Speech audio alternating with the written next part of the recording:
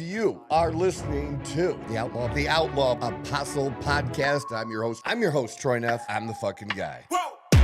Who knew I would make it this far? They hated, they never believe me. Yeah, I would never drop the ball. I know I make it look easy.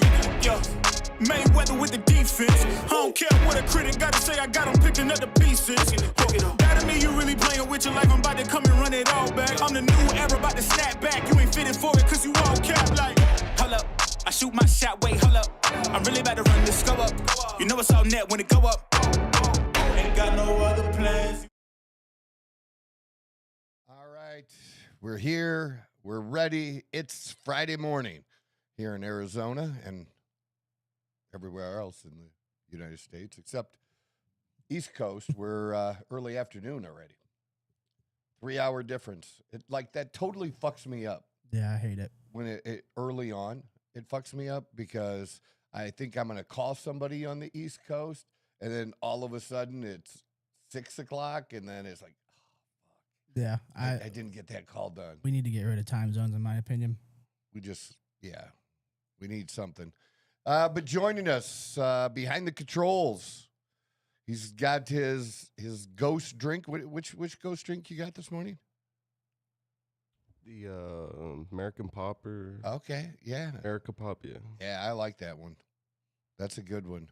Flavor. You know, I can't believe I forgot how much I love the Bubblicious. But I was like, oh shit, I haven't been buying Bubblicious in a moment. And I grabbed a few of those the other day. And man, those go down way too easy. Strawberry ones or whatever they are. Yeah, it's just so good. Too Bubblicious is not a thing. But that's Leo. Leo, you got anything planned for the weekend? No.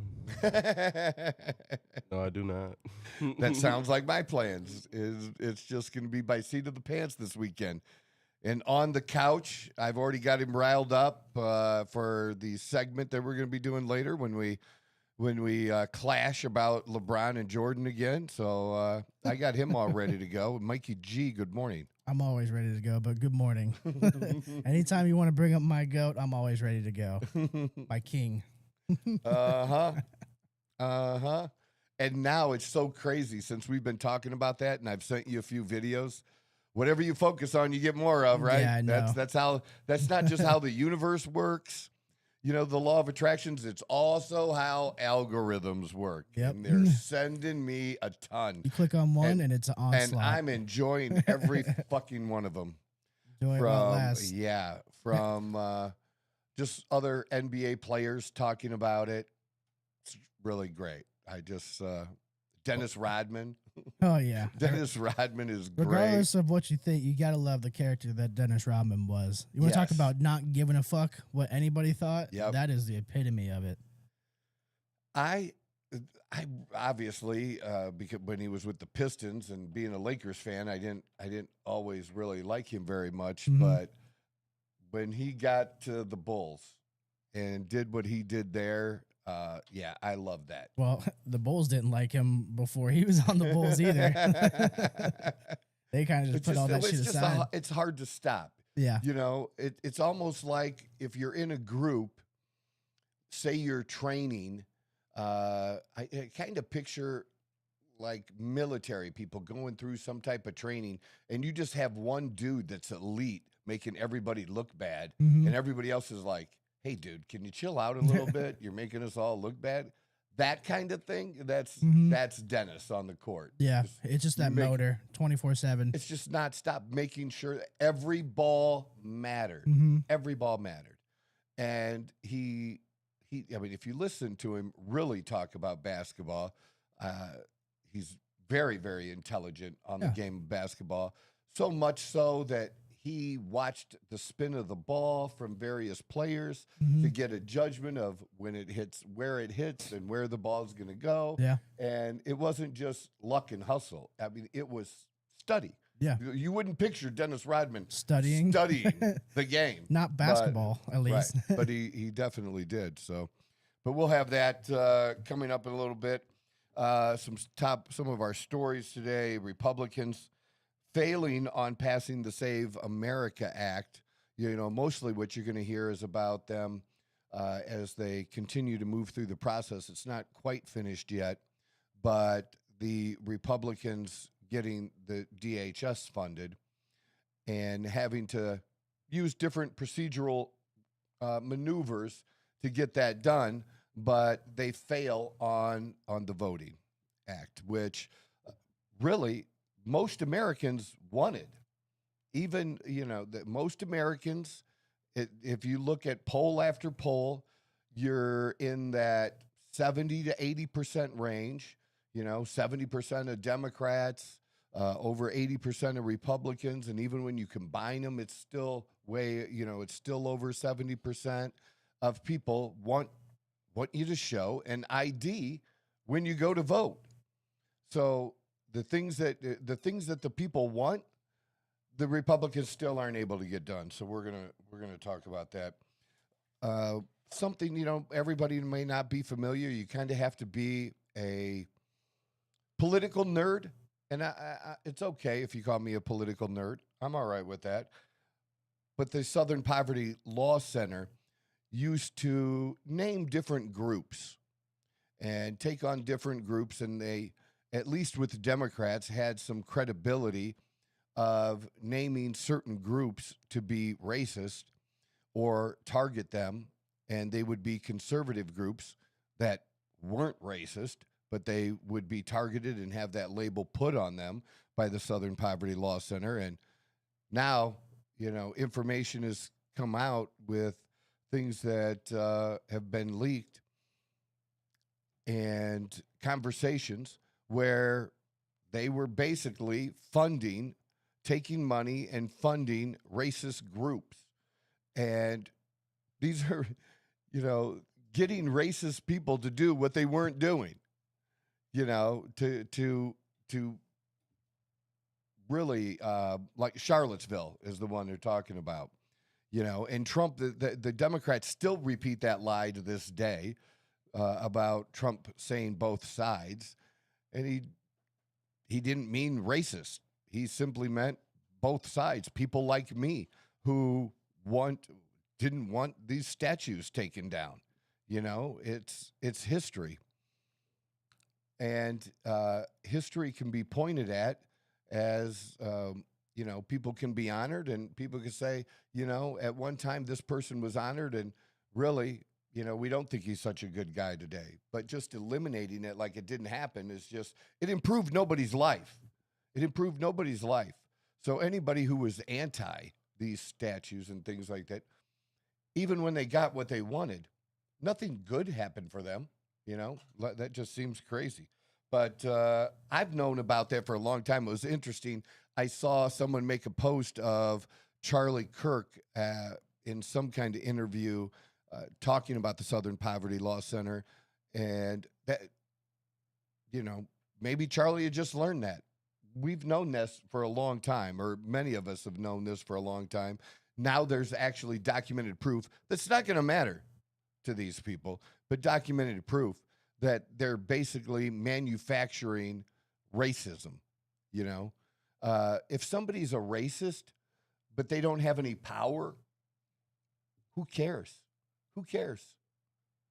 If they don't have any power to make somebody else's life miserable, who gives a fuck?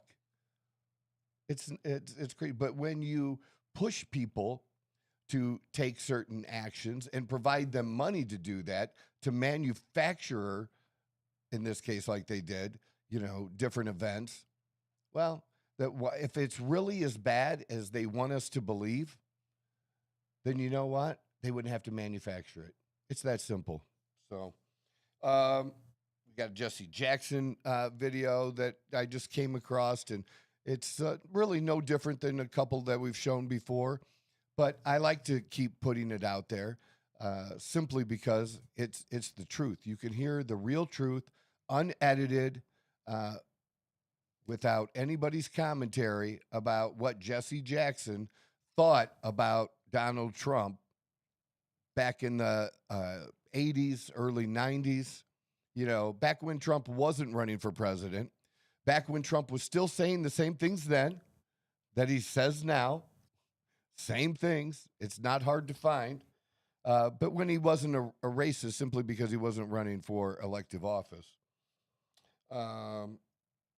Something that you might not think is a big deal, but I think it's interesting, is the Department of Justice dropping the investigation of Powell. There's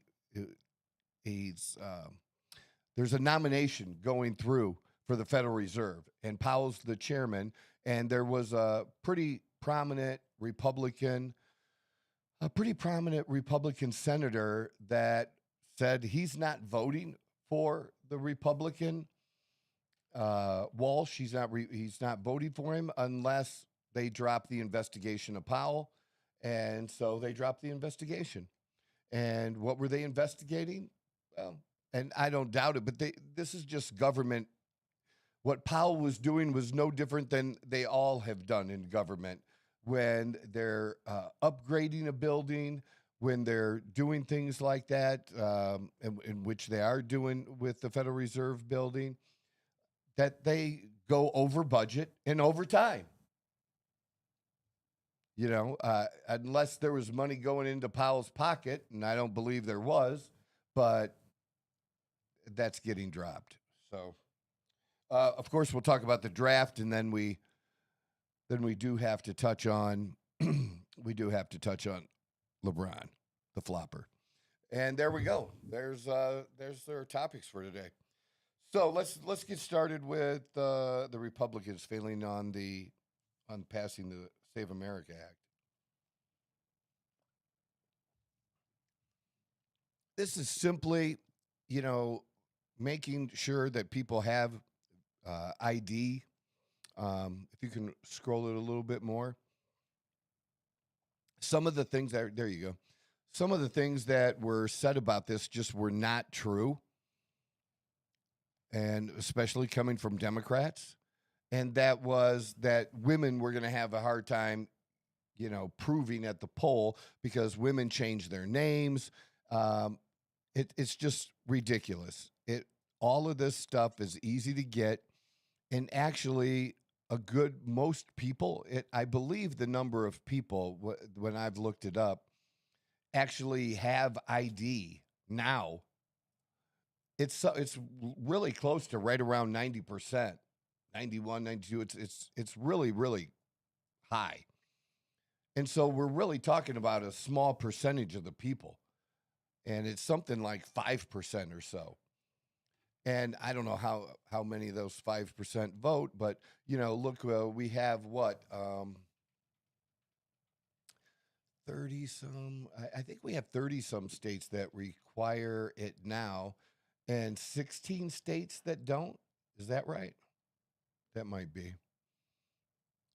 And again, so you have most states doing it. You have people in general who want it. But we had a couple of Republicans that helped sink this. Really, the names aren't really surprising, except for one. And this dude, I can't wait till he's gone, and that's Mitch McConnell. Yeah. Mitch McConnell would never have done this or voted this way in the past, but his hatred, too, for the president, you know what? Your first obligation is to the people. Mm-hmm. You shouldn't be voting to just sink something that the president wants just simply because you don't like the president, when it's something good for the country and the people actually want it to be the law, and where it is the law in the majority of states now. But Mitch McConnell was one who voted against us. Tom Tillis, who is pretty much worthless in North Carolina. Lisa Murkowski and Susan Collins, you always expect them to. So there's your four that were sinking this. And they were going to attach this to the DHS funding bill. And that didn't happen. I mean, and here you only had to get a simple majority. And they bailed. Republicans hurt their own cause. It's just crazy. Well, Mitch McConnell's been in office for so long to where, like, you don't really need to know much about politics to know that you have to be a snaky person to be in office the way he has, and the way the things that he's represented and the things he's said in the past, like he's probably been one of my least favorite politicians of all time. Like I can't stand Mitch McConnell. I've never liked him. And it's been shown, like his wife, also like taking money from China. And different like things. There were a multiple bunch of he's just a things snaky that he dude. was linked to. Right. Yeah. But that's what happens, especially when they're there as long as he's been there. Yeah. That's another reason. Look, we're conservatives, we're registered Republicans, and we're telling you that we don't want people like this to be able to serve this long. Fuck no. We just don't. So yeah, can we go down just a little further? I didn't know if this one had any of that information that was in there. And it says it appears the proposal was doomed, even if Senate Majority Leader John Thune launched an oral filibuster to advance the measure with a simple 50 majority. John Kennedy, representative from Louisiana, he's always funny, pushed for the version of the Save America Act after threatening to hold up the process until Thursday. Kennedy acknowledged that his efforts may not comport with the strict Senate rules that guide the reconciliation process, known as the Byrd Rule. That was a senator who actually was a real racist, who actually was a member of the Ku Klux Klan. But, we let that slide because Democrats let that slide. But countered that critics of his move can't predict the future. I respect everybody in this body, Kennedy said on the Senate floor. If you vote against the bill, I'm not going to say a word, and I'm sure as hell not going to go on social media and call you an ignorant slut. What the fuck? I don't know. He's always so funny. What the hell? You're expecting asshole or something. Yeah. You're not expecting You're not expecting a politician to speak like that in general.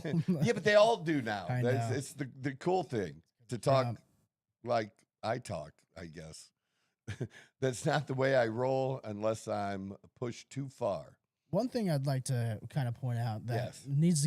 we need to get rid of it on both sides is the fucking filibustering. Like, I can't stand the fact that somebody can just stand there, or one person or a group of people can hold up the entire process. And it's not because they're filibustering because of what they believe. We know it's because they're waiting for the best offer to fucking buy their But they're vote. not really filibustering. I know. That's what I'm saying. It's not a real filibuster. No, I want them to do are you in the camp that I am, that I want if a real you want filibuster? You have to fucking stand there for however long. If you're saying there it's going to take till Thursday, you have to fucking stand there till Thursday and constantly speak. Have other people or in whatever your it group, is. or however they do that. You have to be there. You can't just be like, "Oh, I'm filibustering," and then you all go on a fucking 2-week break. Like that's not filibustering. No. And it's crazy that they can do that that way. They can just kind of claim a filibuster, announce it, but it not really happen. That's just saying you disagree with it. That's not filibustering. That's saying I disagree with this. And then you're like, all right, well, now I'm leaving. I disagree. That's all it is. Did you ever see Mr. Smith Goes to Washington? Not too sure. How old is it? Old. I'm gonna say no, but there's a chance I might have seen it. Maybe would it be something shown in school? I don't know if they would have. I had a very political. Maybe. I had both my history teachers were very political, so they showed us a lot. I could see a teacher doing that. Yeah, so like they would show us like a lot of political or like any movies like regarding that. So Yeah. I may have. It was, it's Informative It's a good movie. Yeah. Just about doing a real filibuster. That's the whole point of the movie. Maybe I did didn't. a real filibuster. Can we pull up a picture of it real quick? What's it called? Mr. Smith Goes to Washington? Goes to Washington. Yeah, it's one of those movies that, it's old. Like black and white old? Yeah. Oh, no, I've never seen this. I've seen pictures of this, and I've actually seen the movie poster, I guess, whatever. Yeah, I've seen it, but I've never seen the movie. Show the trailer. Can you do that? That would be kind of cool. Sony owns the rights to this? Hilarious.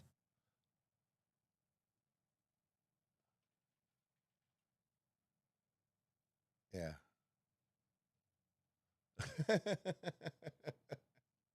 That's all right. We got to get in our commercial. We won't get a fucking a strike for that though.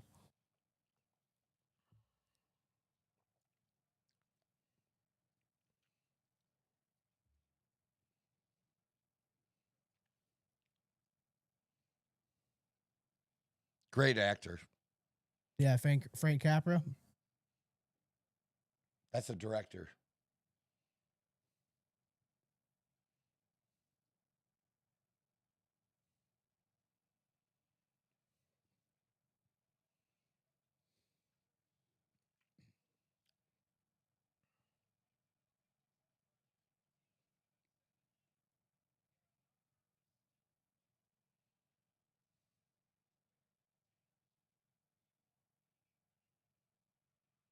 Yeah,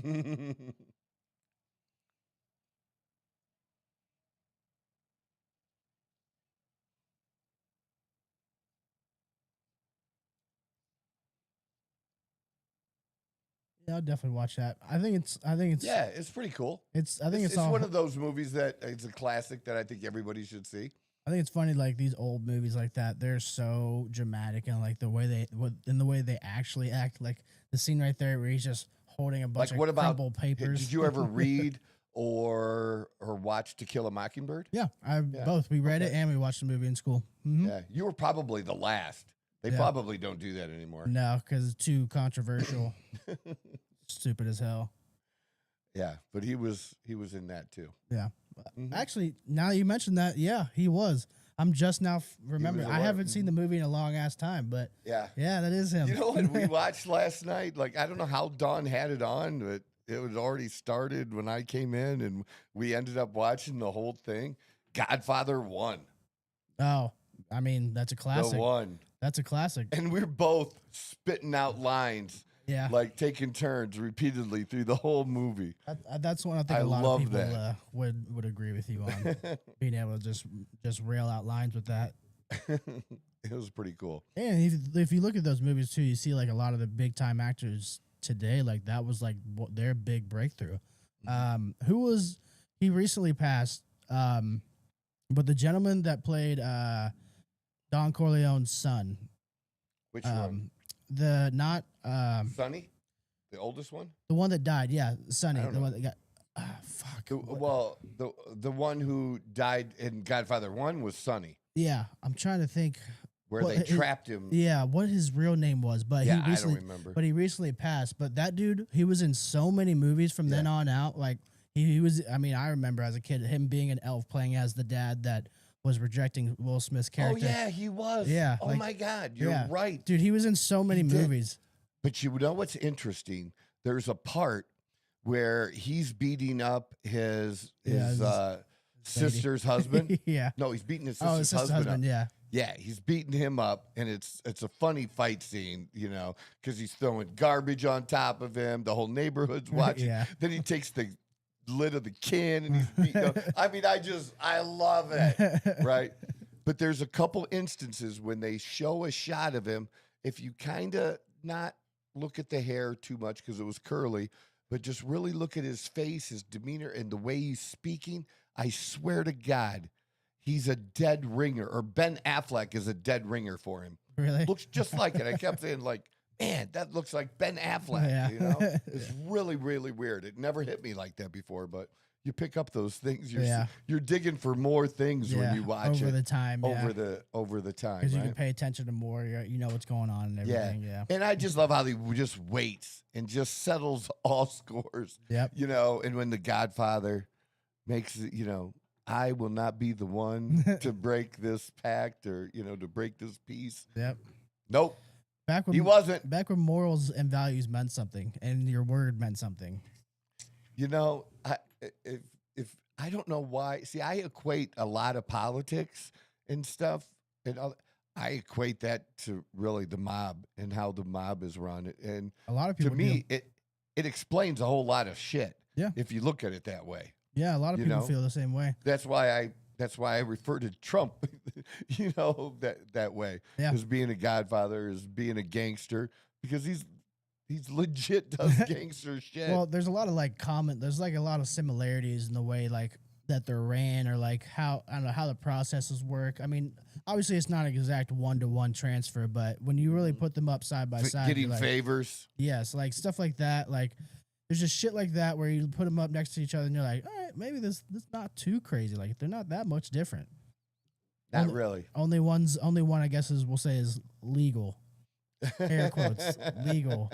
Oh, that reminds me, in the part where his wife is confronting him, and she brings up the fact that, about, she tells him he's naive, and it had to do with like government, senators, and corporate businessmen, because he says his dad's like any other powerful man. Yeah. And he says, senators and leaders of corporations, they're not killing people. And he's like, who's being naive now? Yeah, that is true. Yeah, it's like, just that shit like that all the time. It's just legally that's mandated. what makes it so great. Yeah, that's really the what makes it parallels so are great. just so easy to draw.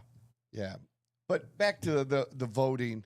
Now that this wasn't done, here's the thing: they're not gonna pick up this issue.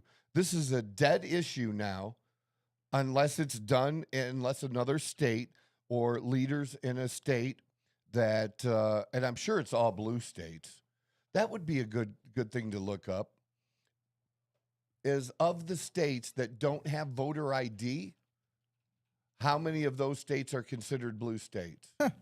Do you think it's a perfect 100%? I'm not going to say perfect 100% because you know how that goes, but I'm willing to say a large majority of them are blue. I'll say maybe a couple states are red, and it might not be because they want it to be. It's just because they're trying, and they keep getting pushed back in their state. Like split government. Yeah, like shit. They like don't have that. all the power to be able to do it. But I feel like if they could, I feel like all states that are under this would be blue. Yeah, I think it might be almost 1 for 1. Almost. I'm willing to bet it's like 90%. Yeah, I'm going with 100. You can have everything else that's not 100%. How about that? I wouldn't be surprised if it was 100% either. We'll see. He was coming up with the answer. Look at this. Old Chatrick GPD. Try to what? Oh, 15 to 16 states that have non-strict voter ID laws. You can often vote without a photo ID using alternative signature, utility bill, affidavit. 12 to 14 of those states. Well, there you go. There's Democratic, your 90%. blue. 12 to 14 of them. But the thing is, I still don't think that you're wrong, let's though. Keep scrolling through that bottom. I want to see what the states are. Because I'm surprised Maryland's not on that list. Oh, examples of. Which one of the... Yeah, those are blue states. I was trying to figure out which of the red states, what are the red states that don't have strict voter ID laws? Because it says there's 2 to 4. Well, they say, basically. They say 12 to, well, they say 12, yeah, basically that. But those states would 100% have ID. Alaska? But look who voted no on this shit. Alaska, Wyoming. Doesn't it surprise you with Wyoming? Yeah, it does. And actually. Utah? Utah is Republican more. I know, but I had a friend that lives there, and they're moving out of Utah because they say it's getting kind of fucking ridiculous. I don't know. Just maybe it's just a specific area that they're living in. Yeah, that they're like it's. Plus, can't you like not buy alcohol after like 10 or something like that, or you can't drink after a certain time? I'm sure there's some crazy shit like that. Well, they like that too, and but right. But there's. That's individual state laws. Mm-hmm. They are dominated, Mormons. Yeah. So, they're following their religious. Yeah. For sure. And I'm okay with if people want to live that way and live under that and do that. That's okay. I mean, and if somebody right doesn't want that, then that's what you move to where you can live your best life. Which is what they did. And do what you want to do. Yeah. They didn't. They didn't sit there and go protest in the streets. They're like, all right, we're just gonna move where we want to live our life. But one of the people, especially, being Alaska, and she's always a pain in the ass, the Senator Murkowski. Yeah. And I don't know if you know or not, but like her she just followed in the footsteps of her father. Yeah. See, to me, it's just so hard that some of these people, like, your qualifications for were what? Last name. Last name. Just like in, not far from here, we had that election with Grivalda, and, she's got a U.S. House seat now, and her qualifications were garbage. Yeah. Her resume was garbage. Like, she had control of one of the issues was homelessness, and she had control of that in whatever that position was she had, and basically did nothing. Yeah. Like everyone, unfortunately, but yeah, empty promises. Yeah, a lot of same. empty promises. Hasn't Alaska has always been a blue state, right? No. Mm-mm. At least in my lifetime, because I remember Sarah Palin. You got to be. Yeah, Sarah Palin was governor. You got to be. I don't know. I picture Alaska as rugged individualism. That's what I figured. I mean? But like, I just feel like maybe it's just recency bias with me. I just feel like there's more blue. It's not a place I've been, and it's on my list, but yeah, I haven't been there yet. Definitely want to go though. Everybody loves it. But yeah, I just think of the Sarah Palin. I can see Russia from my house stuff. Like I remember all that shit. Right. But what do you really now that you brought it up? What do you really remember about that statement? I can see Russia from my house. Well, I remember they blew it out of proportion, but she was basically saying that she lives because of where the location of where Alaska was. So you believe? No, I don't think she can see Russia from her house. Do you believe she said that? Do I believe it? Actually, yes, but I can't confirm that. How about you want me to? This is perfect. I know who said it. Who said it? That was a skit on SNL. It was never said by Sarah Palin. That's crazy. So let's fact check me. Can we fact check me, or one of you? Like, she said that. So did Sarah Palin say she could see Russia from her house, or was that an SNL skit? It would make sense, but she was you see how that playing herself? Do you see? No. I was gonna say. Or I don't know. I don't remember. I don't think so. They had a character on there. They had somebody that looked a lot like her. But she does look. But even if she was playing, that was a skit that was written. Yeah, it was Tina Fey. That's who it was. Yeah, because she does look. They made her look exactly like Sarah Palin. That's hilarious. That was back in 2000. Yeah, 2008. So I was. Shit, I was born in 96. Damn. I was like, what, 12? 8, 9, 10, 11, 12? Yeah. I was 12 years old when this was going down. So that makes sense as to why I never fact-checked that. But even if you'd have been an adult. More adults were still like holding that against her. Yeah. People actually, if you ask other people, and I'm not, I don't think anything negative about you for thinking that, you know what I mean? I was a child. Right. But even as an adult, or other adults, that's the influence that kind of shit has. Yeah. That people get, labeled. 15 years afterwards, I'm still But how about that? Like that hit and stuck with her. And that's like that's the first time I've thought about Sarah Palin in a long time. So I've never even thought about to verify if she actually said that. I just kind of assumed she did say that, and that's just me fucking falling for the Kool-Aid, That's what it was. But and somebody, so if you thought it, and you're a conservative, what do you think of the liberals are going to think? Do you see what I'm saying? Yeah. They're of course she said it. Yeah. Yeah, especially because most of the liberals now, they don't see past, I don't know, we'll say 2 years. 3, anything that's not Donald Trump era, they don't see past that. But the fact that I held on to that, and then we draw the parallels to now of how social media and the media in general is weaponized, and then how it's weaponized, the smear, this and everything with that. Like the picture, like it's not an exact perfect portrait. It's not my guy Bob Ross painting pretty happy little bushes here, little trees there. No, it's fucking chaotic, but it all fucking points to the exact same spot, and that's basically power. That's literally what it all comes down to, is the power. And people will literally fucking do anything to stay in power. They will smear your name through anything. Well, Democrats are. Yeah, that's what I'm saying. Yeah. Not that there's not some Republicans, But Democrats, that's where you and I have had that conversation where Democrats play dirty. Oh, yeah. And Trump was the first one willing to, like, on a major league basis, willing to play dirty back. Yeah. And he's better at it, though. Yeah. Because he could. Yes. He is better at it. He like the things that we talk about, like people get to play by different rules. He actually did get to play by a different set of rules based for a politician because nobody really saw him as a politician at first. So therefore, like they weren't associating that. Now it might be different. He's held to a politician standard, but before then, it wasn't surprising that Donald Trump could get in that mud because he wasn't a politician. Maybe that's just how I see it. No, I agree with that, in that he's still not a politician. But here's the problem with that. As good as he is, as good as I think I am, you know, and as tough as I think I am, that people don't like, whatever. If you're in a crowd of 100 that are against you, I'm gonna go down hard. Yeah. I'm gonna make you. But eventually you reach a point where you're swarmed and overwhelmed, and you can't. No choice but to swing. Well, not just swing. That you're gonna lose. Yeah. Oh, You're gonna lose that battle, and there's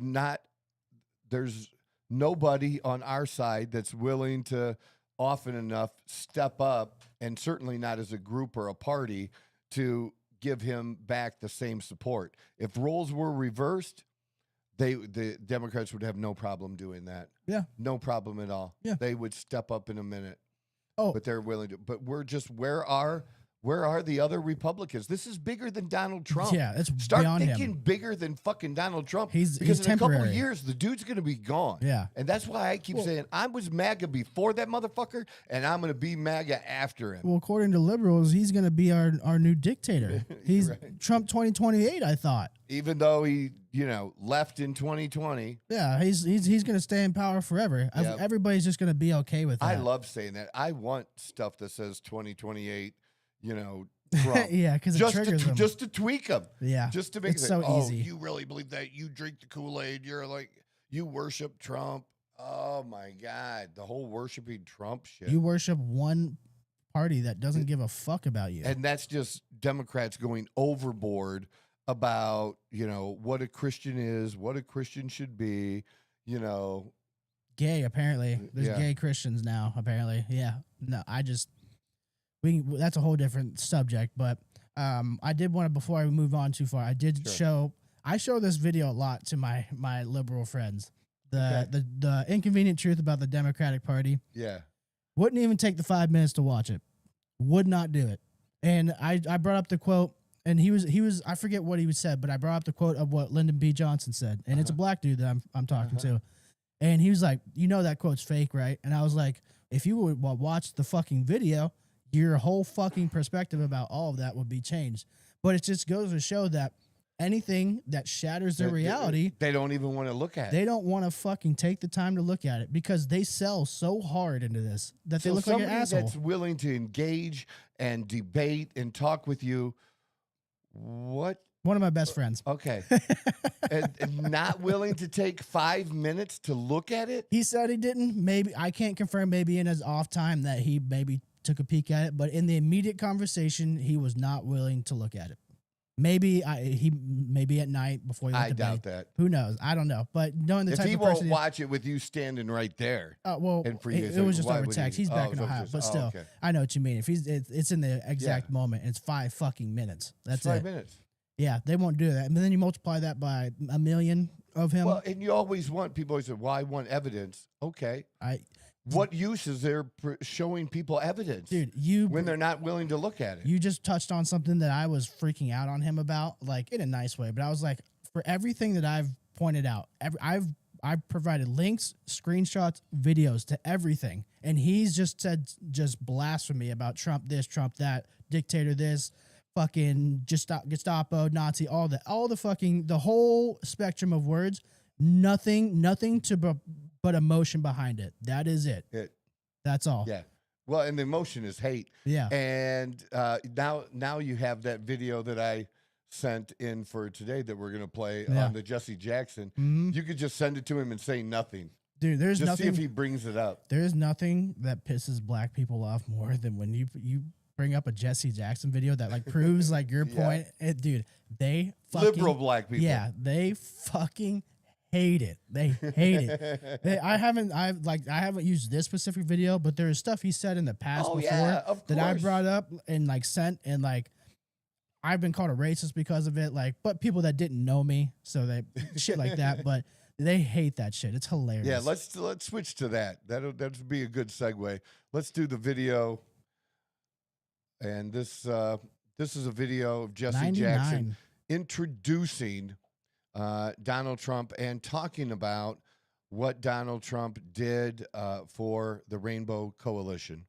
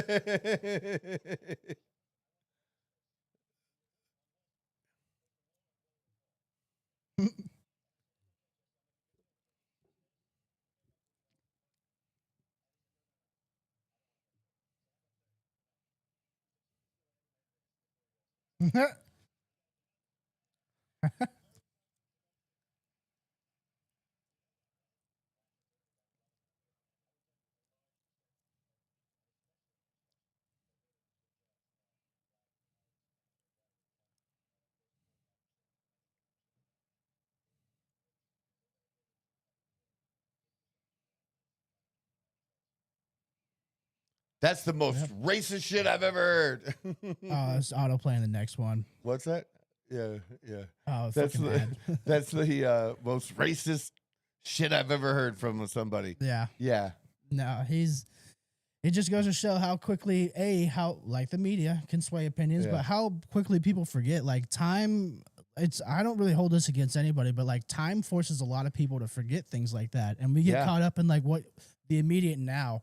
But you got to take like the full context of it. Sometimes you got to go back to 1999. And even though that was, cut up different pieces, you could go find the whole thing and see if there's something. You think he's going to say that in the audience that he's with, and then but somewhere else in there he's going to be dropping the N-word or something? Really? Yeah, no. Get the fuck out of here. No. Giving the most prime, real estate, some of the most prime real estate in New York for a business and financial institutions on Wall Street. Mm-hmm. And he gives it to them. Yeah. And the fact that it's just, we talk about it a lot, but it's just the fact that he doesn't need to do stuff like that. He doesn't need to. Like the guy's, he's wealthy beyond everyone's wildest dreams. Like the things that he does is because he wants to do them. When you have that much power, that much wealth, you're doing that because you can, not because, or you want to, not because it's going to help you financially. Like he's already at a point. He doesn't need Jesse Jackson. He doesn't need to give them that publicity, or he doesn't need the publicity from that. He didn't need to do any of that. He did it because he agreed with it. And yeah, he's made some like questionable statements between now and then and done questionable, whatever.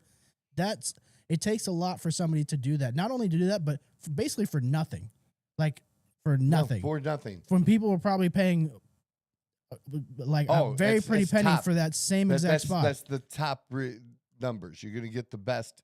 You're going to get the best price, and then it does depend, and because I've read his books as well, that markets are cyclical. real estate is cyclical.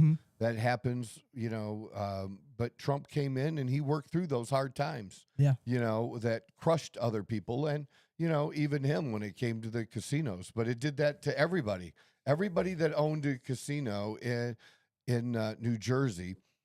Every one of them had went into some type of bankruptcy reorganization. Yep. It wasn't just a him thing where he didn't know what the fuck he was doing. It was things changed, the environment changed, the rules changed. All of a sudden you had competition. Even look at the effect now on Vegas.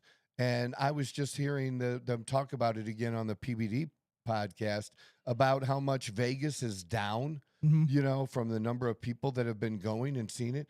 And why is it down? Because the things that people used to go there and do that they could only do there, they could do anywhere now. You don't have to, if you do like to gamble, you can, where can't you gamble, for heaven's sake? It seems like everywhere. Pretty much, when I went back to Toledo, we have a casino in Toledo. If Toledo didn't have that casino, and before Toledo had that casino, people would go to Detroit, or they'd go to one of the like Indian casinos in Michigan. Yep. But Atlantic City. But that didn't last very long. Yeah. That didn't last very long because the Indian casinos kind of crushed them a little bit. That's you're going to do a short day or 2-day thing. Yeah. You don't want to spend a week. That's where people used to have cheap flights into Atlantic City. Crazy. That reminds me of something else, flights that we should talk about too. Spirit Airlines. The government and Trump's, it's his administration, so he's responsible. And Ted Cruz is against it, and I hope Ted Cruz wins. But Spirit Airlines is a failing airline. Airline business, tough business. Trump tried to get in the airline business. The airline business, it's like worse than groceries, your profit margin. It's a hard business. Yeah.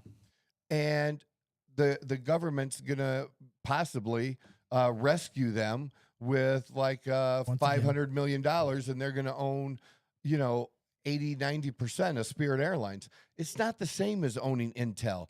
Intel wasn't going broke.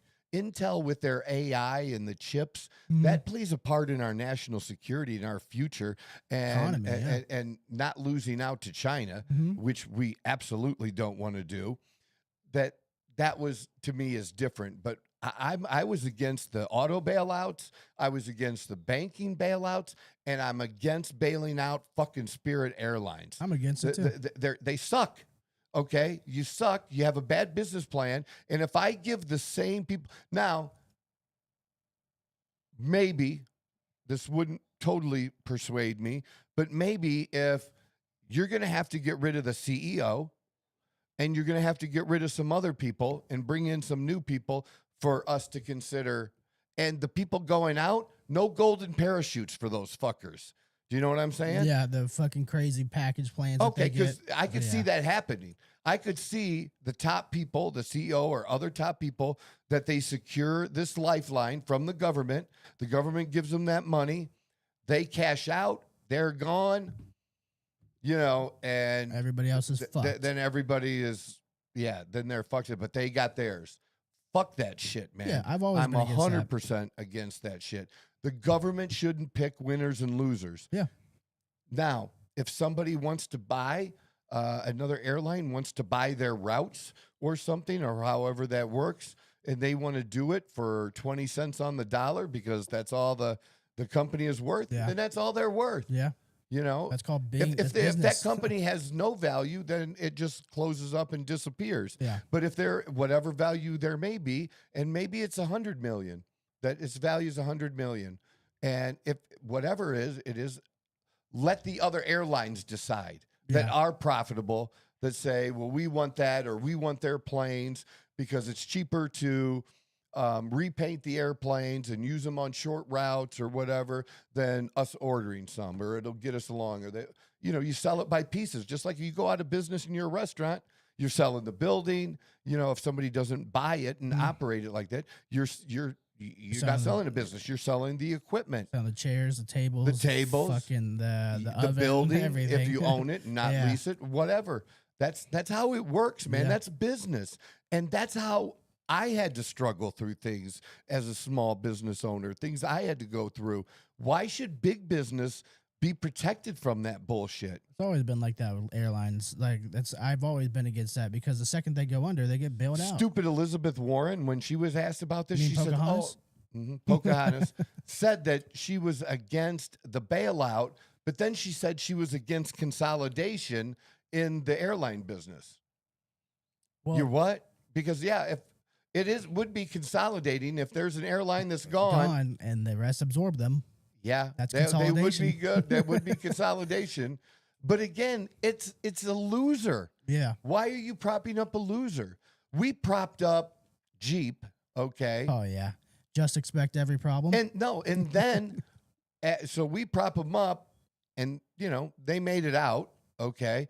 But it was sold to a foreign country. So we bailed it out to give a gift to a foreign country. Wait, Ownership Jeep was? I didn't know that. Jeep was sold out to a foreign company. I did not know that. Yeah, Jeep is foreign owned, man. Who?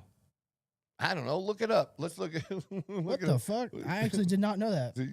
I thought Do they you were have still that? American owned. One of you can do it. That's fucking crazy. Who? Yeah. Is Owned by it Stellantis. Fiat? Well, it says owned by Stellantis. That's a parent company. But where the fuck are they from? They're considered one of the world's largest car makers. The only thing that they should have broken Jeep up, or Jeep, Dodge, Ram, that should have all been broken up. Yeah. And the Jeep brand would have survived. Yeah. Somebody would have bought Jeep. Yeah. You know what For I'm sure. saying? There's too many marquee cars that they have. You can say about their cheaper models, but their top end, that's a lot of people love that shit. I think the newest Grand Cherokee is over $100,000. Oh, dude, it's ridiculous. It's the ridiculous. Wagoneer. Or not Cherokee. And it's Wagoneer. are you kidding me? Who the So fuck could much. pay that kind of money for They a tried Wagoneer? they tried to have Derek Jeter advertise it too. It's hilarious. So they're from Netherlands. Okay, you know what? There you go. I don't hate that. I'd rather be American, but I don't hate that. I do hate that because we saved it. I know. We saved it. I'd What, to rather save be it to American. give it away? That I don't agree That's with. not cool, man. But if we're gonna give it to a foreign company, I'm glad it's just not China or Russia or something like that. Well, no, it wouldn't be China. I know, or but Russia, I'm just- still, it shouldn't be anybody. It should be American if it's gonna be anybody. If we're gonna save it. Yeah. No, I agree. Now, 100%. if somebody else wants to buy it and retool or do it and invest, but we saved it. Yeah. That's just bullshit, man. I think they just didn't want to fucking deal with it. They just took the all highest right. bidder. What was so? Did we do the story on the Southern Poverty Law Center? Yeah. Did we hit that? Yeah, that's what we were talking about. All right, we did hit that. Then what? Did we have something else politics wise? Not politics wise. Well, we had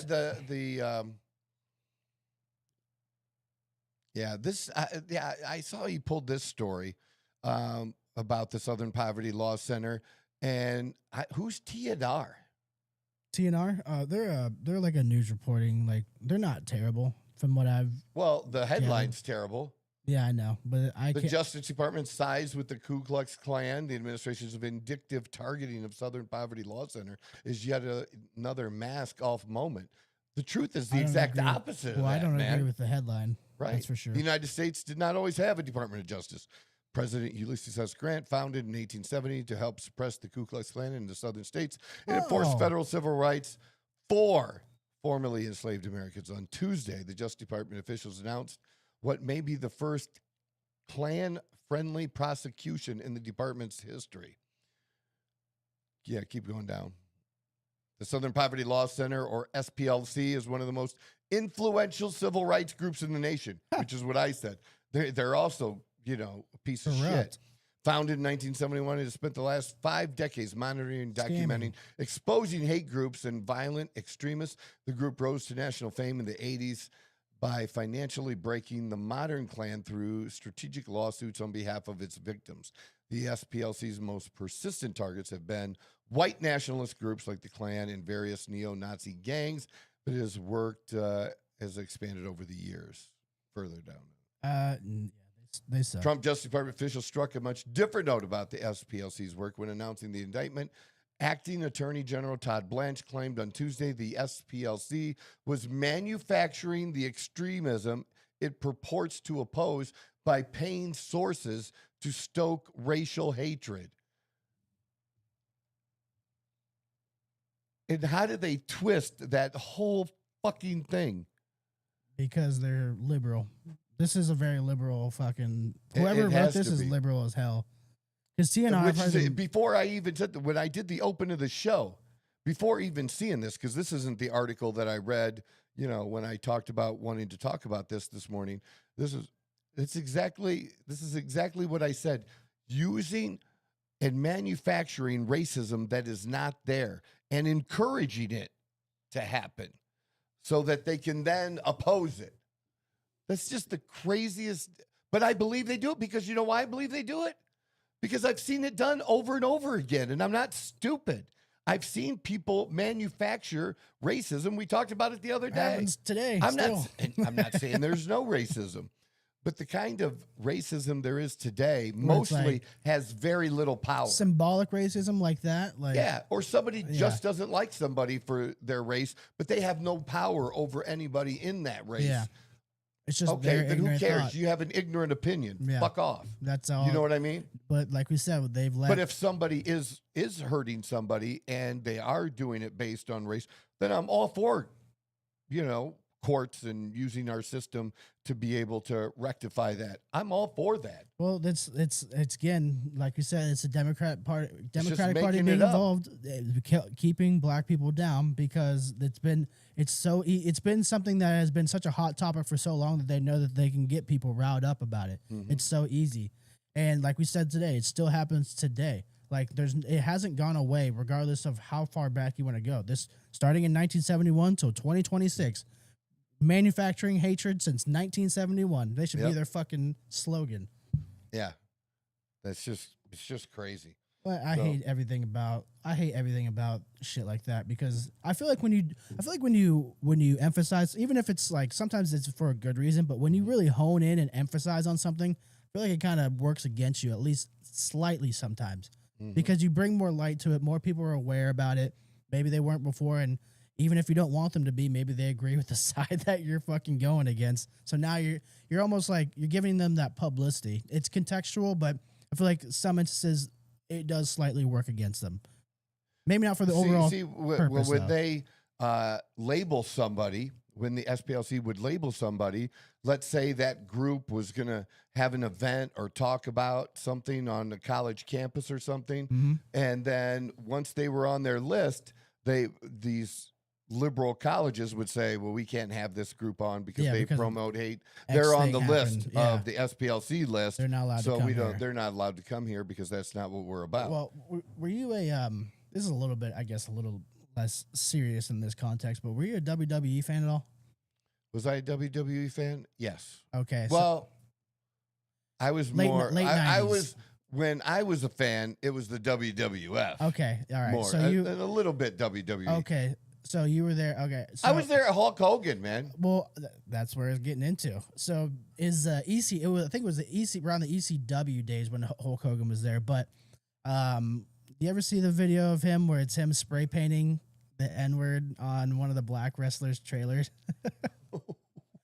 Dude, no. The WWE in the late 90s and early 2000s, it was my favorite era because it was fucking unhinged. But he had beef. I can't remember the exact wrestler it was with, but he had beef with them. And they went up there. They do these segments where they would be outside the stadium. I can't believe even then they would show that. Oh, yeah. That's not even the worst.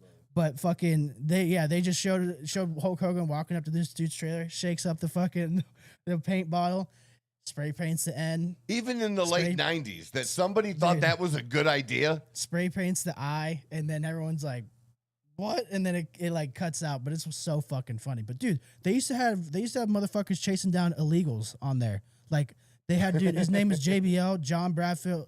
Yeah, John Bradfield Layman or whatever. He was like this Texan. He came out with a big long fucking white limo, and it had big horns on him on the front of it. And that was his whole shtick. He was this big rootin' tootin' Texan. And they did a whole segment of him where they were just out in the woods somewhere, I guess, and he was fucking chasing down illegals and fucking lassoing them and roping them up. Like they had fucking Mexicans come out as calls themselves the Mexicools, and they were like they just fed into the whole stereotype with that. They had black people feed into their stereotype. They had an Asian cowboy, Jimmy Wang Chang. Like, dude, they had. Yeah, I didn't see that. Dude, they had the most wasn't unhinged that shit. WCW? WCW is back. Like, That yeah. was the WCW, Yeah. I think. There's ECW and then there's WCW, WW. It's gone over. There's been so many fucking organizations. Yeah, but those were different organizations. Yeah. They got, because I remember. They were competing ones. One was a little higher up. McMahon's was always considered the better organization. Yeah, because But there was a while that some of the better wrestlers yeah. or more popular wrestlers were with we'll call them AB networks or organizations. They were with the B team. Well, yeah, like Dusty Diamond, like back in the in the day. The OG, the original days of Ric Flair and shit like that. The fucking the Van, the Ultimate Warrior. Yes, Didn't he switch Ultimate to? Warrior. Yeah, he was great. I loved him. See, I know a little bit. The family, the wrestler family. I watched a movie of them recently called Iron Claw. It was phenomenal. I actually seen Hulk Hogan in person once. One time. Okay. One time. How was it? It was great, man. It was exactly what we expected it to be. We were in our early 20s. He come up to you, he's like, hey he there, did brother. his thing, and it was the King. Oh, Jerry the King Lawler? It might have been. Yeah, because he was, that was his. He had the robe and everything. Yep, and that was him. That was the main event. And, there's the one point where Hogan is down, and then you see a twitch. And then his hands, he starts, and the whole thing. And, harnessing the energy of the crowd. Great, dude. I fucking love wrestling. Sports Arena in I used to Toledo, love which that was just trash, but it was awesome because it was a small hockey arena. Yeah. Maybe like 5,000 people. So you're like, you're right on top of it. It was great. A lot of people in small venues can be more energetic because it just seems louder. Even though it's not more people, it just seems more louder. That's exactly what it was. I fucking worth love every that penny. shit. Yeah. Never went to an event though. No. Unfortunately, not super poor growing up. So, the era to me now, it's not entertaining enough for me to go now. I went one time with some friends to watch some they were on more of a downhill era, I guess. So they're bringing back all the old guys to come on their fucking tour and help boost sales and shit like that. So I went so I could see the OG guys, but I wouldn't go for just a regular match nowadays. Yeah. Wouldn't go for WrestleMania because I wouldn't know a fucking name. Would not know a single name there. I don't think that went that well this year, but that's just my opinion. All right. Let's hit the Department of Justice real quickly and the Powell story. And this is it's just his politics. And, Trump is playing politics. And, this investigation is only being dropped for one reason. And the reason is that Trump has somebody nominated for the Federal Reserve that he wants approved. And he needs every Republican vote. And there was a Republican that said that if you continue with this investigation with Powell, you won't get my vote. And based on that, and, you always have your couple others that want to oppose then too, then Trump he bowed down. He said, no, that he's now obviously pulling the investigation. But then the problem with that is, then was it just because were you prosecuting? You're giving credence to the idea that you're only prosecuting in the first place, not because he did something wrong, but because you didn't like him. Yeah, you want. You know what I mean? Yep. And come on, man, we have enough of that shit. Yes, and we already know that's in politics. We're well aware of that. We do. We voted you for something different. Yeah.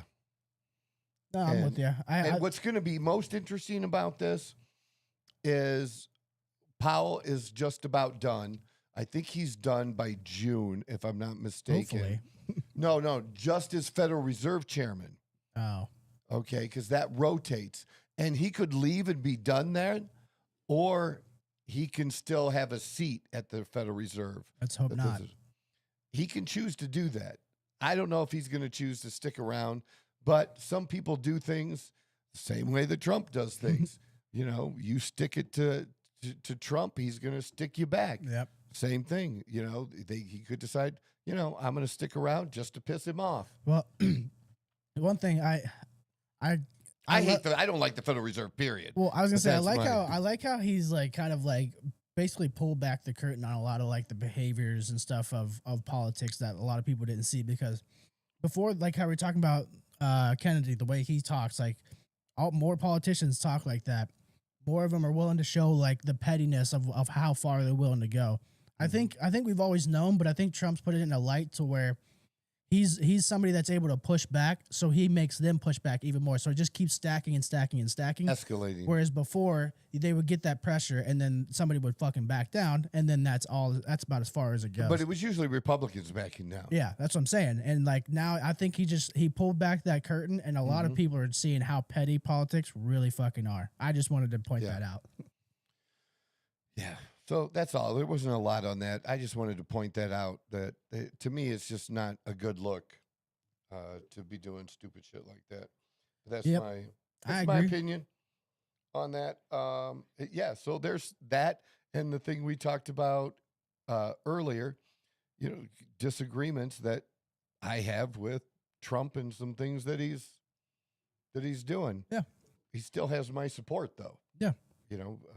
No one's perfect. They're not going to do everything you want. This was really interesting because Leo and I, we did an interview of Dr. Jenny Flager the other day that is going to be up pretty soon. We'll let you know when that's coming. Was this article up before you had the interview? After, which is what makes it even more interesting. Yeah. You know, I like to point that stuff out, you know. So this is an article about new research that's been done on fructose, corn syrup specifically. It's healthy now? No, it's not. Darn. But, you know, now it's really responsible. And she stressed it. Don't you think she stressed it multiple times during the interview? Don't you think, Leo, where she brought up the corn syrup fructose? Yeah. So she brought this up multiple times during the interview, and how this is such a major factor, and the increase of the corn syrup, the fructose, it being in more products now, and as that is increased in the amount of products that it's in, and the direct correlation of that and America getting fatter and fatter. Yeah. Is what that was. But if you pull up a little bit more underneath there, I'll read a little bit of the story. Drinking your calories, typically discouraged where weight loss is concerned, as sweeteners in sodas, coffees, and other beverages are known obesity drivers. A new review by researchers at University of Colorado and Schutz suggests that fructose alone may drive metabolic disease via sugar consumption. The study, published in Nature Metabolism, took a closer look at the role of certain sweeteners like table sugar, high fructose corn syrup in obesity. And again, it's the high fructose corn syrup that is just triggers things in our body just differently. And then at least it's cool to see that underneath there, that there's another story, and I talk about that all the time. We don't have to click on it, but BMI is wrong way to measure obesity. That's how you measure obesity for groups of people or a country of people. It's like a curve. You don't use that for individuals. Mm-hmm. And the fact that doctors even talk about it to individuals is just, what the fuck are you doing? It's like, just so stupid. BMI was like, that's how they measured like at school when they were doing like your PE stuff. They would just do BMI because there's fucking 8,000 kids that they have to measure. So they just fucking slap this. They'll measure everybody. They'll put a range on it on a poster. Yeah, but that was good. Yeah, and to be labeled like that in school. That's genius. And then you see a fucking poster of your BMI, and you're like, "Wow, I'm 6 years old and I'm fat as fuck." Apparently, yeah, like, damn, it's just so dumb. Son of a bitch. Glucose ingestion may lead to obesity by stimulating insulin secretion, but fructose has a unique metabolic effect that promotes triglyceride synthesis and fat accumulation, according to the authors of the study. And it's great that we have a study, but here's the thing. We knew this. We know this. Yeah, it's shit. You know, it's great to have the data, but we know this. And that's one of the reasons I really like that doctor and that we got along so well and, you know, follow each other and stuff is just for that. She's one of the good doctors, you know, and was very upfront. Not a liar. And frank. No. And, you know, we talked about so many different things, and especially we even got into COVID a little bit again. And, you know, the way that things were handled or the way that she even handled certain things, you know, she wouldn't do that again or for as long as she did. You know, it's been a big change, and I totally respect that, you know. But it's a doctor, though. Why? Just because she's a doctor, what does she know? I mean, apparently we have Anthony Fauci. Like, you got to listen to him, right? He's the king of doctors. And they forced a lot of doctors, I mean. To lie. Well, to scare them with their license. That if you prescribe, you know, ivermectin, you're done. So well, I got into like a serious argument with my grandma's doctor the one time because she was she was never great, you know, perfect health, but she was in the condition that she is now. She literally didn't have any fucking shots, any of these COVID bullshit shots, and she's already like at risk beforehand of this. She gets this COVID shot, and she gets COVID and pneumonia both within a week, and now she's like long term fucked up. And my dad's girlfriend, she's a nurse. She's like the head nurse at her hospital. Same way, she's not with the bullshit. She calls it how she sees it. She's like, oh, I have no doubts that vaccine. But she was probably forced to take the COVID shot too. Yeah. I mean, Dawn was. Yeah, they had to. She had a choice. She had no choice. That it was presented to her that she either does it or she loses her job. And that was like they had her. That's the most dictator type shit ever, man. Yeah, and she's got 3 kids. Like she couldn't. That's not something that she could willingly risk, even though she didn't agree with it. That's one of those things where, unfortunately, like just growing up, sometimes you gotta do shit you don't want to fucking do. This is. A lot of people would be like, "Oh, you still shouldn't do that." And I don't blame. You do need some people, but I don't blame the people that did. But somebody's got to stand. Somebody's got to stand for it. But if you're worried about your kids and getting them through school and like fucking, I get it 100%. Like for sure, it's not your fault. But yeah, just so that's some shit there. Let's wrap shit up by talking about the draft. And actually, I didn't watch the draft last night. Can you believe that? Actually, no, I don't believe that. I know. I'm surprised. I ended up not. I just checked it. I just checked in. I was, and it even being in Pittsburgh and everything. Like I can't believe I didn't. I was pretty locked in up until about the last 3 picks. That's when I kind of tuned out, and then I was like, I'll just check because it's like the beginning of the second round almost sometimes. Do you want me to run through these real quick with my expert analysis? Sure, you can. Let's just do it real quick because I could talk for 3 hours about this. So, Fernando Mendoza, home run pick. David Bailey, home run pick. Jeremiah Love. David Bailey's an easy pick. Yeah. Right? You couldn't go wrong with that one. Jeremiah Love, as much as some people fucking hate this pick, I love him at 3 to the Cardinals. I love him going to the Cardinals. Well, they don't have any star power on that team. You need star power, and you have Marvin Harrison Jr., but he's had his issues with quarterbacks and healthy, so like you're not 100% sold. You need more star power, and what better than somebody who can fucking score with their hand on the ball from anywhere or their ball in their hands anywhere on the field. But next year's draft, this guy is a guy who can be with you unless you're dumb. Yeah. Okay, like the Ravens. Excuse me, can be with you for 10 years. Well, here's the thing: is they cite what's going on with Ashton Jeanty in Vegas, but what they're not bringing up is Cardinals line is not great, but it's a little bit better than the Raiders.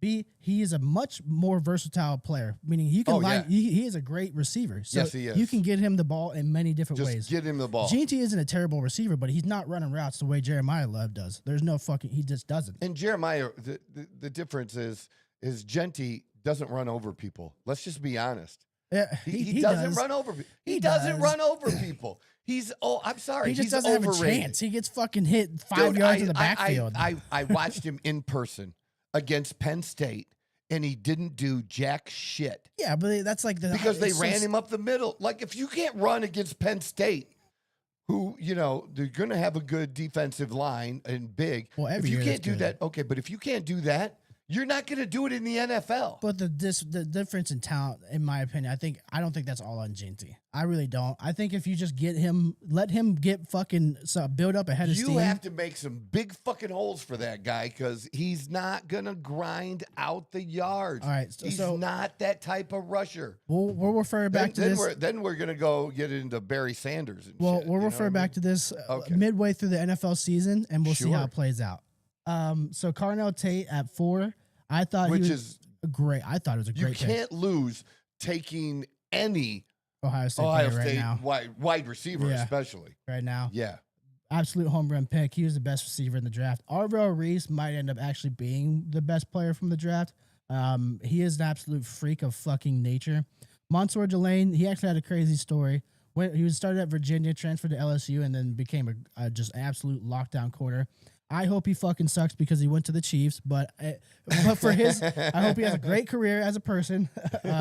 Washington taking Sonny Styles. I can tell you right now, Eagles fans are pissed off because they now have 2 freaky athletic linebackers that they have to see twice a year now, who can fucking guard anybody and can blitz. They can do anything they want. Jordan Tyson, if he stays healthy, the only reason I said Carnell Tate might be the best because of health, but if he is healthy, he will be the best receiver from this draft. This dude, you can line him up anywhere on the field against anybody. He will fucking perform. I've watched him multiple times in person too. Spencer Fano, not a sexy pick, but great pick for them because they needed a tackle. Because I'm sorry. No, I just think it's pretty easy. If I'm drafting, I'm looking at Alabama, I'm looking at Georgia, maybe LSU, Michigan, if I want to run the ball. You know what I mean? Mm-hmm. But there's a handful of schools that, to me, you can't go very much wrong. Your odds with their offensive linemen. You just already said it. That's true on the defensive line too, right? And you look at the Eagles. Mm-hmm. The Eagles' defensive line, and when they're winning the Super Bowls, that's the SEC, man. Yeah, that's Georgia, the very basically. top of the SEC. Yes, Georgia and Alabama. You all can't over there. go wrong with that shit. They just breed them. That's just what they do. Same thing with the Giants taking Francis Mauga at not a sexy pick, but good. But pick. they need to. Obviously, I get it that they need somebody. You got to protect Jackson Dart and Cam Scat. We got to let him get built but up. But he can run. He can run over people. Genty can't. He can get 3 or 4 yards that Genty will not get. You're gonna eat those words. So I'm not hard. gonna eat those You words. Are. Genty just didn't, or Cam just didn't have a full season to just show it, but he kept showing it. He worked his way in where they couldn't not put him in because of what he was doing. But they didn't have anybody in front. Nobody is afraid of tackling Ashton Genty. That's bullshit. Nobody. That is bullshit. They may be afraid of catching him if he's in the open, but straight up hipping him, nobody's afraid of hitting him. He's ran over multiple linebackers. Dude, did you even listen throughout the season? The opposing defensive players talking about Cam and hitting him and how he hit them. I don't disagree with you. I'm not disagreeing with you. I love Cam. I fucking love Cam. He's in a league on that skill that Genty doesn't have. I've never disagreed with you more than anything on this show. Other than that, yeah, 100%. Caleb Downs at 11. Great pick for the Cowboys. They needed that fucking help in the secondary. Caleb Downs is like one of the most versatile players in the draft, other than Sonny Styles, who's also from fucking Ohio State. Caden Proctor, huge. He's like 6'7", almost like fucking 400 pounds. Yeah, but that's what I mean. You can't go wrong. But the issue with him that's coming out of the draft is that not a self-starter. I mean, he's not very high motor. So who knows what that could fucking lead into. And Nick Saban was saying that too. So he fucking knows. Mm-hmm. Tyson, this was the most surprising pick, I think, to everybody. I didn't see that coming. Ty Simpson's at 13. I guess it's surprising because no one expected it. But in the context of their specific situation, they're a contending team. They have a young core. They've locked up their guys. He doesn't have to jump in right away. He can sit behind Stafford. Maybe they see something to where a year from now he could be somebody that they can work with. As a Penn State fan, the Ravens picking, I can never. It's all that, But Ola Vega is Ione, but at guard, absolute fucking wrecking ball. Like they're showing his highlights, dude. He's just fucking destroying everybody on the field. Another massive player. Ruben Bain Jr. I could have seen him even higher. He was supposed to go top 5, but here's what happened: is they're citing his arm length as an issue. I don't believe that. I never care about that. I don't shit. either. But the fact that they came up with something back in 2024, he was involved in an accident that unfortunately killed someone. But it was an accident. He wasn't found guilty of anything. He wasn't under the influence. It was just an accident. But it came out before the draft, and I can't help but just think that somebody fucking put that out there to hopefully get him later in the first, because it happened in 2024, and I'm willing to bet most of these NFL teams were well aware of that incident. Sure, That's but how I I feel. just saw, obviously I saw his play and watching the games and going to the national championship game, seeing that in person again too. Yeah, he's a menace. You just look through the whole playoffs. Yeah. He was a problem. A huge problem. He was in the backfield 24/7. Huge.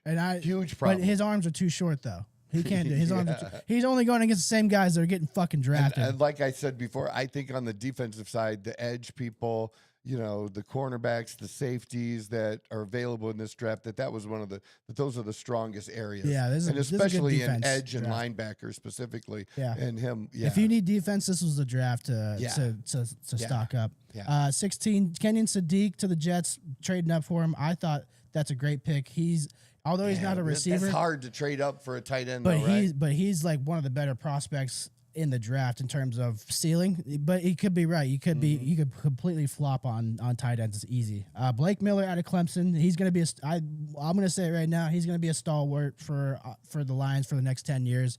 He has a ton of experience. He's just a big old country farm boy, just ready to fuck shit up. Caleb Banks, a lot of people didn't like that pick. He plugs up the middle, but he does have an issue with, like, honestly, missing tackles. You wouldn't think that a defensive tackle would have that issue, but he often finds himself in the backfield, but not coming up with the tackle. That's like his biggest issue. His biggest Then problem. How do you go in the first round? Is it just based on size? Brian Flores is their defensive coordinator, so Brian Flores is probably like, these are all fixable mistakes. I can get him right, and they probably just trust him.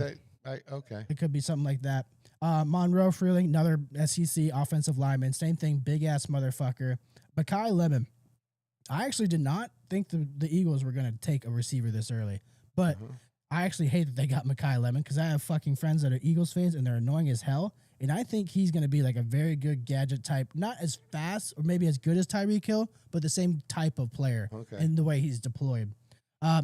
Arizona State, Max Iannacker, perfect for the Steelers. I know it's these offensive line picks. They're so deep offensive line, but they're not sexy and not picks. that we don't need it, but it's a good I just pick. expected more of the Steelers having the draft in their city and with the number of picks they have to make something more dramatic happen in the first round, to make a splash, for the fans and everything. Think of the Roonies, though. When have they been a dramatic, splashy type thing? Like, not that they haven't made good stuff, but like splashy to where it's like they're a Jerry Jones type publicity. With the current general manager we have, I have a lot more faith in him. But, absolutely, 100%. This is his pick, but I just was expecting more for the first round. Yeah, that's all. So Akeem Mesidor, opposite of Ruben Bain Jr., another fucking beast. That just goes to show you that D line was just absolutely terrorizing teams all year.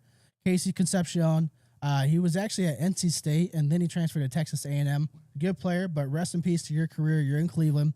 Dylan Tiananmen, who a lot of people thought they were going to go to Minnesota. They thought it was a perfect pairing with Minnesota, but safety out of Oregon. He can pretty much guard, well, not anybody, but he can come up and help the run. He can play back deep. That's a solid pick for, really, they needed secondary help. So also another white safety too. So representing for us out there. we're very white slow guys. White guys in the secondary are something that we need to really hold on to. Keelan Rutledge, I'm going to be honest with you. I had to do more research on him to really figure out as much about him. I can't really give a good assessment on that other than big motherfucker. Hopefully it works out for him. I can't really get a great assessment on that one. Chris Johnson, San Diego State corner. He's all right. I wasn't too crazy about this pick. I wasn't too crazy about either of the Dolphins picks. A little bit undersized in my opinion, but who knows? He can fill out. Caleb Lomu, Utah is another one of those ones where you're talking about looking at offensive linemen. The Broncos have had one forever from Utah. Yeah, Two went in the first especially round. out west. It's one of the better schools. That's what they do is they just I'll give you push that out these on- big on husky Utah. boys. Peter Woods, defensive tackle from Clemson, same thing. He just really plugs up really well. He can give you some pass rush help, but he's mainly for the run. Omar Cooper Jr., great receiver from Indiana. He was the one that made that incredible catch against Penn State when Indiana was pretty much the closest they were to losing all year on the road at Penn State, and he had that crazy catch back to the end zone, tapping his foot with barely anything left in there. So many good wide receivers in Ridiculous. this draft. Keldrick Falk, another defensive end, great fucking pick for the Titans, who are absolutely bolstered their defense, not only through free agency, but this draft as well. Auburn is probably the best defense last year that nobody knew about because their offense fucking sucked. But defensively, they were incredible. And then we have another Notre Dame running When's back, the last time that's happened? Jadarian Price. That you have two running backs from the same school going in the first round of the draft. That just does not happen, man. Off the top of my head, Does not happen. I can't think of I anything can't off the think top of of my one. head. But he's also a good. I think he's more of. This is a 32nd pick. This is more of an upside pick. Obviously, he's not Jeremiah Love, but he has the ability to be a very good player. I think that was more of a ceiling pick. I think it's that he should have been drafted. I don't know if he should have been drafted in the first round or not. See that You know what that I'm 32 saying? pick is weird because it's really like it's the first round, but it's really like the first pick of the second round. And I think that comes down. I mean, Yeah, I don't know. Seattle's in a place where they can kind of move a little bit more free. Yeah, but yeah. I All just right. think because Kenneth Walker signed with the Chiefs, so like they have Yeah. a need at running back. I don't think When it's they the still greatest have, pick. Who else do they have? They have somebody else. Zach Charbonnet, they have Yeah, him. yeah, He's, they he's still good. have him. He's tough. So I guess that's it. But then again, if you're getting someone to kind of rest Charbonnet, then is that a number 32 pick? Well, Do you Charbonnet's understand what I'm saying? Charbonnet's good, but he has issues with injuries, and he I did get understand injured that. here. I get it. No. I just don't think. Did he have enough field time, or Yeah. he just like he could be that hidden gem. Yeah. You know, Well, that's what I mean? think. I think they're in a position where I don't know. they're not But having. I just would. they're would like- have done more with a Well, first round pick. I just don't think they're too needy in one area, and I think Yeah. running back was their biggest need, so they went with somebody who has high upside. That's basically what I view it as. Mm-hmm. But yeah, those were picks 1 through 32. Thanks for our blast through that. Yeah, I think the biggest surprise. I agree with pretty much everyone else. The biggest surprise is where Ty Simpson went. Yeah, because they were like, if anything, if he's going to the And to first, who? it's the back end of the first is what they're expecting, and they're Yeah. They actually, it was like the consensus that Arizona was going to trade up in the end of the first round to get Ty Simpson. So maybe that's another reason why the Rams take him that early. Maybe it was all but That all that but would be sure good to know. certain about that. Yeah. And our last little bit, because we can't forget this before we go, because we got to pick a little bit on Mikey G here. And this has been popping up. Everything Michael Jordan has been popping up. And everything about LeBron flopping as well. So I thought this was funny. What and you want to see? I've been inundating him with texting videos. So all right, let's go.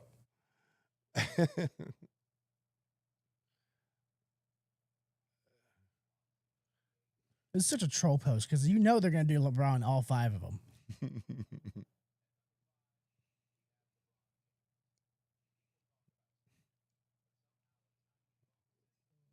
All right, tiny bump. Look at that. Tiny bump from somebody who's 7'3". He didn't even hardly touch him. I know that, but they're exact. Tiny bump from That someone was a who's tiny bump. 7'3". He's not. He did. Look at there. Explain that one. Explain that one. He just plays. Hey, this is SGA learned best, and James Harden. They learned from their king.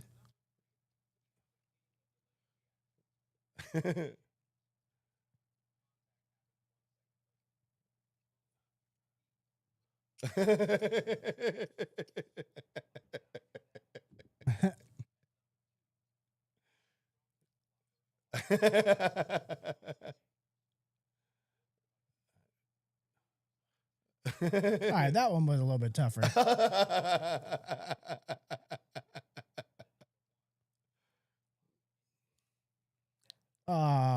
Yeah, that's tough. That one happens.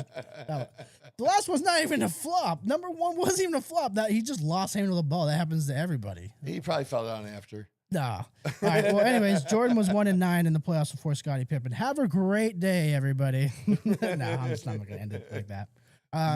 We go stats for stats. Here. It won't look good for you. I guarantee you it will look good for me. No. He's No, they surpassed just had Jordan it like just something everything. else. Yeah, because he played 7 more years. So It was like if you have 7 more years to that you beat Jordan in 40-point games, and it takes you 7 years to do it. Yeah, that's not the same, man.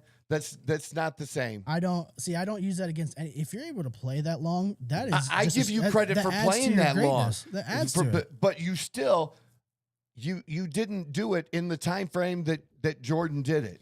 So if Jordan didn't do it in the same time frame as people before him, is it not as great then? Who? Anybody? I mean, Just on an individual basis, it's no different than you. Again, watching the moves and the ability of Jordan and comparing that to Joker. Like it's like, oh my God, now I have that stuck in my head. Wait, I think you're getting a little. So I'm not saying like he's the best player. I'm saying he could be, and that his athletic ability for his size and everything. It's He not has good athletic ability for his size, but good. He's great. He doesn't. He's a walking triple double at 7'3". Dude. He's a walking triple double at 7'3". I mean, come on, you can't. You're gonna say that's not impressive? I'm not saying he's not impressive, but again, didn't they lose last night? Yeah, everybody. I mean, all right. I'm just saying. Scott? Let's see. Michael Jordan was 1-9 in the playoffs without Scottie Pippen, that's- and I didn't bring up this part either. Swept in the first round twice by Boston and Milwaukee, and then lost in the first round 3-1. He was not only was he getting fucked on, dude. He was getting swept. Nobody, and that is the exact argument for LeBron pre going to the Heat. Literally, that was his argument for LeBron pre going to the Heat. Going to the Heat, and I already explained to you the year before he goes to the Heat. They have the best record in the NBA, and they lost to the Celtics in the conference finals because what did? They created their own big three beforehand with Kevin Garnett, Ray Allen, and Paul Pierce. They had the best regular season record. It's not. You can't. Yes, it does matter. You can't say they don't have players and get the best record. So, do you think they'd have the best record without LeBron? Well, of course not. That's exactly. That doesn't even make sense. So that makes him the common denominator as to why they had the best record was one single player. But he still didn't do it alone. But he can't do it. Nobody can do it alone. Yeah. No shit. So why is he not allowed to have good players and Jordan is? They traded for Dennis Rodman. They drafted Scottie Pippen. LeBron, the Cavs weren't doing shit for and LeBron. The Lakers weren't as great as they were because of their starting five with back in Magic Johnson's day. I mean, you had like 5 of the greatest players on the same team. You had I'm trying to think. I can't even make a good argument because I can't think of the player. North Carolina boy was like the number from back in the day. Yeah, for the Lakers with Kareem and with the point guard. You talking about the point guard? No, he was with Kareem with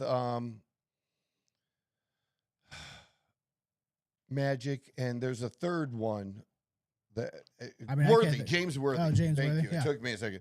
James Worthy would have been a number 1 guy on almost any other team, and on the Lakers he was number 3. Okay, so I'm just saying. So that makes, because they had that many good players, that makes what Magic did not as good, or his ability not as good. And him not having LeBron not having as many good players takes away from what he did as good. Here's the difference. LeBron cries. Jordan never cried. Jordan showed up. I've seen Jordan cry after a game, because after his dad died and he won a championship for his dad, that kind of crying, or on the field or on the court because you're just being a fucking pussy. He cried. Dude, that's just being so literal that I have zero tolerance for that kind of people being literal. Because I made that comment about goalies and I posted on Instagram, oh, the best goalie doesn't always win. Yeah, motherfucker. If you take the top 5 goalies in voting for the Venzia Trophy, it's like of the last 20 years, it's like I'd have to look it up. I looked it up last night and posted it. But it was like 14 or 16 of the top 20 that the winner of the Stanley Cup, that their goalie finished in the top 5 of the goalie voting. Yeah. Did the best one win? Number 1 who got the Venzia Trophy? No. But that's just taking what I said, just best one doesn't being always too win. literal. Everyone. But it was top tier. That's what I meant, the very top of the best. You could always argue in any year of almost any sport where somebody is named the MVP, there's always going to be a minimum of 2, maybe there's 3, that you can make good arguments that any of those 3 deserve it. So you're taking the top tier. I don't just mean the guy who got the trophy. I just meaning it. That's just taking it literal. And that's the whole crying thing literal. And he never, I know, but Jordan never fucking flopped. It's that killer instinct. That's what separates them, not the basketball skill, because what he's doing at his age on the court now is phenomenal. I'll give him that all day long. I would be pretty confident I too. will give him a lot of shit, except for no, I'm not gonna. Well, here's the thing. I'd be pretty confident too if I was Michael Jordan. If I was that good, and every night I knew I was going against electricians and car salesmen. I'd be very confident as well. Who's the electricians guy? You saying that you're trying to talk about the talent of the NBA? Yes, it's the talent level. Yes, dude. Then you just know nothing about '90s basketball. No, there's I'm a sorry, vast difference in talent. No, yeah, the talent was great then, and it's even better now. Great. No, it's not. We have. I think I'm willing to say more people are more athletic now, and I'm not saying. Dude, they don't even play defense anymore. They do. It just doesn't get emphasized like it used to. But they do, and they get called for fouls a lot. Dude, like Dylan Brooks. Do not. You didn't see '90s basketball. I had NBA Hardwood. I had that channel. ESPN. You should Classics. watch a little bit more. I watched a ton, dude. You should watch a little bit more. I'm not taking away from anything that they did in the '90s. Because if you pick a year and I'll pick a year in the '90s, and we'll go over some rosters. Okay. And see how that works out. We can do that. Would you like to? We can do that. Yeah, I'll destroy that shit. Monday, Wednesday, or Friday next week. Would you like to do it? Whatever. First thing Monday? We can do that. I'll make your list for you, and I won't be biased. You can save the time on that. I'm willing to do this whole thing for you. They're not better today than they were then. Okay. I don't know by whose measure you think that is. Not just my measurement, but we can go over it next week. The consensus, stats, other people, experts, analysts, experts do not say stats. That. They do not say that at all. Well, we have a whole show, one of 3 shows next week to do it. All right. You're on. Unless you want to take a quick break and we can continue. That's up to you. What, I got to look at it now? I got shit to do today, man. I know. Don't try to call me right out in the moment, because then I'll tell you to fuck off. No, that don't work like that. All right. So we left that good battle. We're going to do battle of the 90s versus modern era. What's your modern era? Past 90s?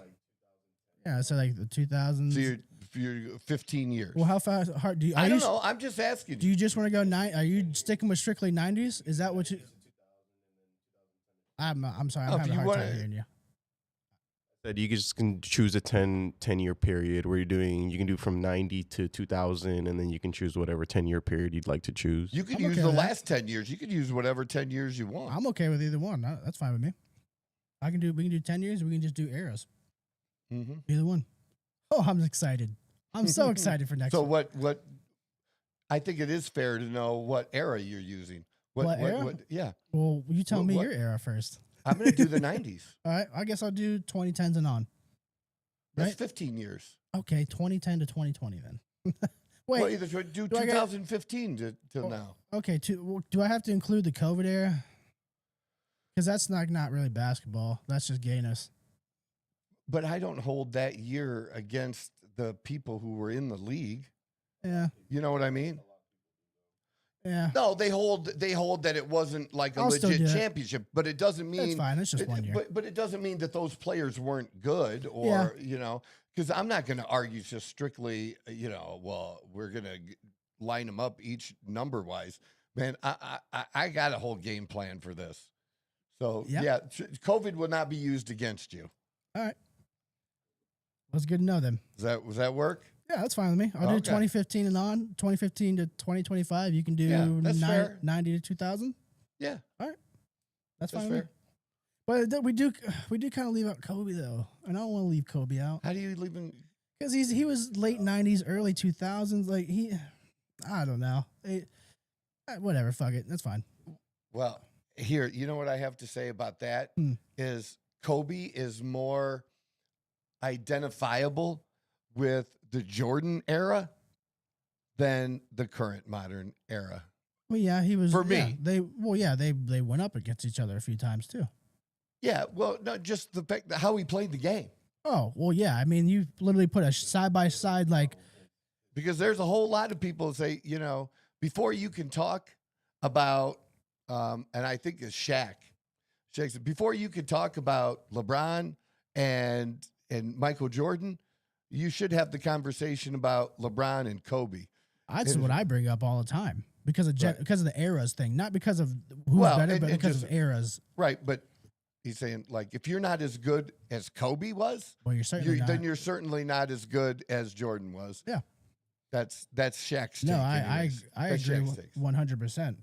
No, you don't. I agree that you just said that if you can't bring up Kobe without bringing up LeBron. I mean, I'm sorry, without bringing up Jordan and stuff like that. I'm just saying he identifies with more of that era. I don't need him to, we're talking about a certain type of player in the modern era. Well, the end of his career, was like that. But he played in an era where they were still hammering each other, and there was a lot of great talent in the league. I just don't. There was, absolutely. You're not wrong. There was a lot of great talent. I just think the talent now, from a depth perspective, is just a bit deeper. That's all. The only thing that's deeper is big guys. No. Yeah. No. The guards. But again, I've seen both. Literally lived them both. We'll do it. I've seen both. You're assuming. I know that I wasn't technically alive for all that, but I watched ESPN Classics, NBA Hardwood. Like, I watched a lot of classic games. That's when I was most into basketball and watching it regular season. I had the NBA ticket. That's how much I was watching it then, and I haven't done that in a long, long time. I agree. Long time. Well, yeah, we will find out. Well, what day do you want to do it? Actually, that's probably a better. We could do it Monday. Monday, all right, that's fine. That's cool with me. Yeah. All right, that's good. All right, we're done. Have a great weekend, and drop your thoughts in the comments. This is the Outlaw Apostle Podcast. I'm your host, Troy Neff. I'm the fucking guy.